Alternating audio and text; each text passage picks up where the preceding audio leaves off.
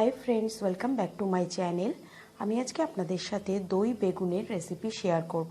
এটা একটা খুব সুন্দর নিরামিষ আইটেম। রেসিপিটা আপনারা দেখুন, দেখে ভালো লাগলে লাইক করবেন, শেয়ার করবেন। আর যারা ফার্স্ট টাইম আমার চ্যানেলটাকে ভিজিট করছেন তাদেরকে অনেক অনেক অনুরোধ, আপনারা প্লিজ আমার চ্যানেলটাকে সাবস্ক্রাইব করে আমার পাশে থাকবেন আর বেল আইকনে ক্লিক করতে ভুলবেন না। তাহলে চলুন রেসিপিটা দেখে নিই। সবার প্রথমে আমি একটা বোলের মধ্যে 2 টেবিল স্পুন টক দই নিয়ে নেব, 1 টিস্পুন জিরে গুঁড়ো, হাফ টিস্পুন ধনে গুঁড়ো, 1 teaspoon Kashmiri red chilli powder, 1 teaspoon হলুদ গুঁড়ো। এটাকে খুব ভালো করে আমাকে ফেটিয়ে নিতে হবে যাতে দইয়ের লাম্পস একটুও না থাকে।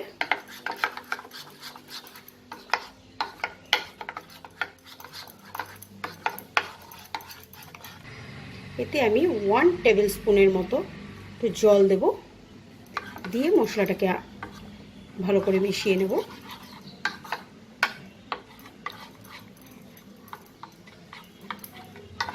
এটাকে সাইডে রেখে দেব।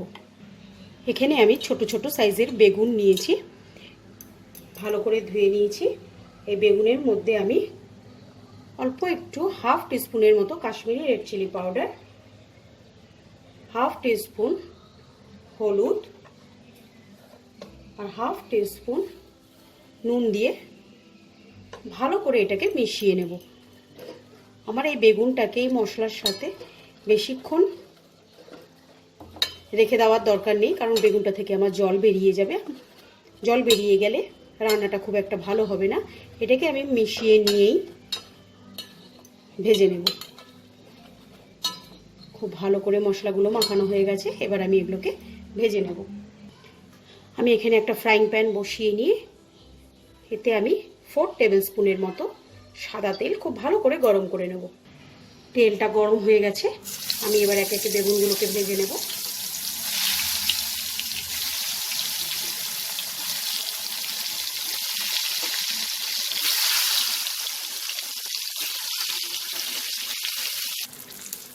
এক পাশ ভাজা হয়ে গেছে, উল্টে নেব।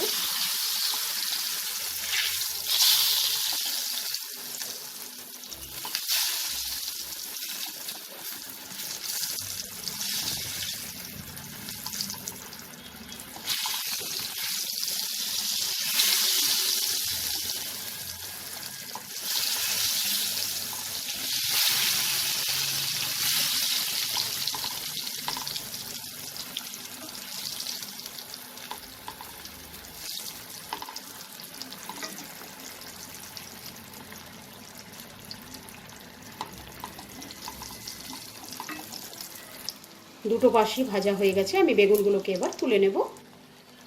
এবার এই তেলে আমি একটা তেজপাতা, একটা শুকনো লঙ্কা আর হাফ টিস্পুন সাদা জিরে দেব।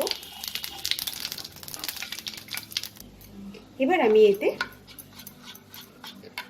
এই দইয়ের মিক্সচারটা দিয়ে দেব।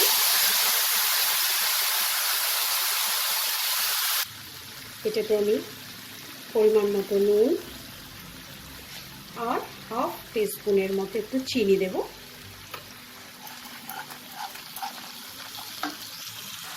মশলাটাকে আমি খুব ভালো করে কষিয়ে নেব।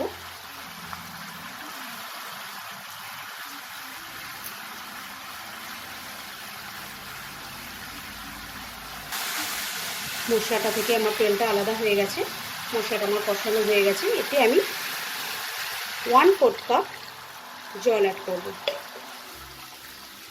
জলটা ফোটা অবধি আমি অপেক্ষা করব। ঝোলটা আমার ফুটে গেছে। এই সময় আপনারা নুন মিষ্টিটা একটু টেস্ট করে অ্যাডজাস্ট করে নেবেন।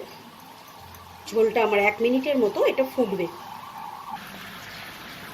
ঝোলটাকে আমি 1 মিনিটের মতো একটু ফুটিয়ে নিয়েছি। এবার আমি ভেজে রাখা বেগুনগুলো অ্যাড করে দেব।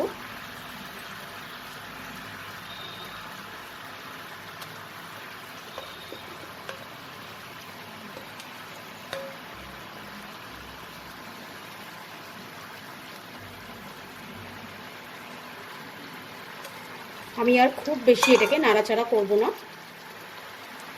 ঝোলটাকে ওপরে এরকমভাবে বেগুনের ওপর দিয়ে দেবো, কারণ বেগুনটা আমার খুব ভালো করে ভাজা, বেগুনটা আমার সেদ্ধও আছে।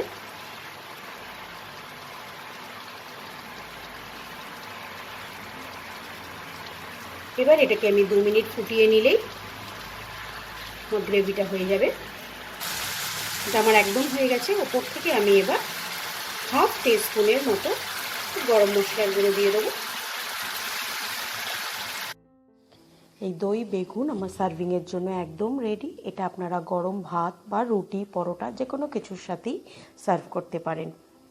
আজকের ভিডিওটা দেখে আপনারা বাড়িতে ট্রাই করে আমাকে কমেন্ট সেকশনে লিখে জানাতে ভুলবেন না। আজকের মতো বিদায় জানিয়ে শেষ করছি। বাই।